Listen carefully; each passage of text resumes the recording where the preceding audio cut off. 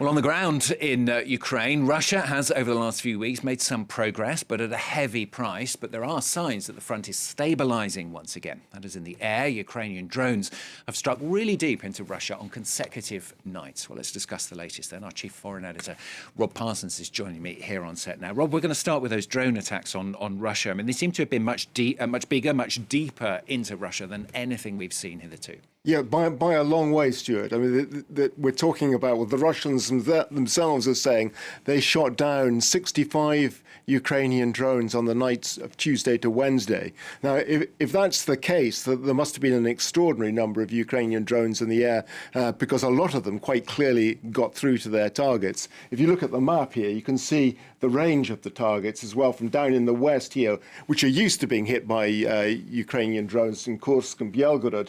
But, you know, this up in Kyiv, an oil refinery near the Baltic Sea, Nizhny Novgorod, that's about 1,000 kilometers from the border of Ukraine. Ryazan, another major oil refinery, about 500 kilometers away. And then further to the east here, Aryova, Ronyezh. And this one here, Buterlinovka, is an airbase. So it's not just oil refineries, but clearly oil refineries seem to have been the main target.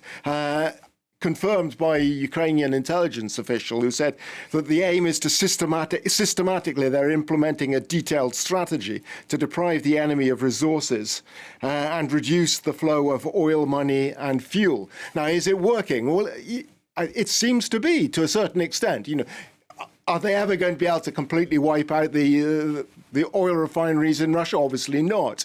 But according to Bloomberg, 3 refineries have had to be closed down since these strikes, totaling somewhere in the region of 12% of Russian output.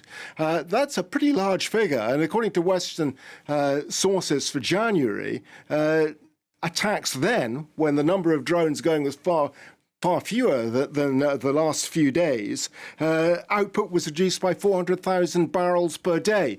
That's pretty significant. So it does seem to be working.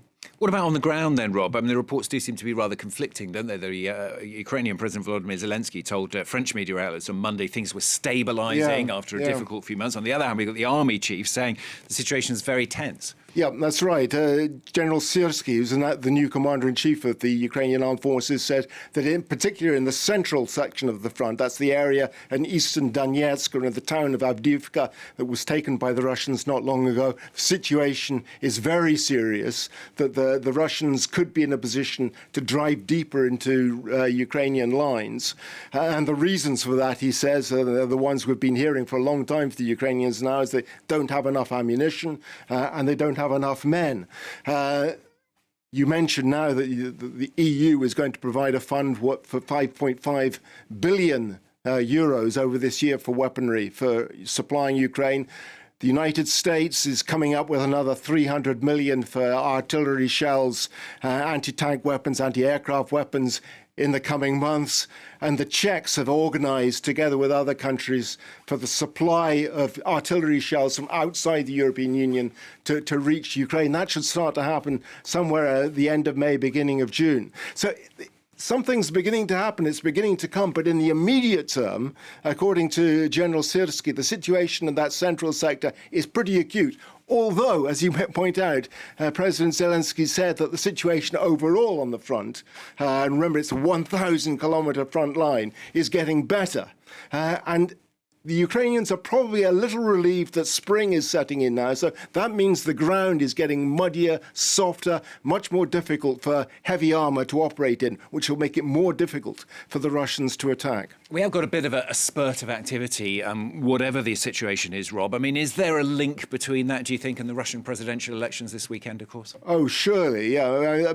You know, both ways, I think, you know, from Putin's point of view, he wants to be able to report to the Russian people that things are going very well on the front, that it's only a question of time and that Russia will achieve its ends. From the Ukrainian point of view, they want to be doing exactly the opposite, saying to the Russian people, look, you're not hearing the truth from President Putin. The reality is that our drones are striking all over Russia, that on the western front, that there are Russian supporters of Ukraine who have crossed into Russian territory and are fighting in places like Belgorod and Bryansk at the moment. So, you know, don't believe President Putin. He's not in control. You know, both sides are trying to affect the way the voters think.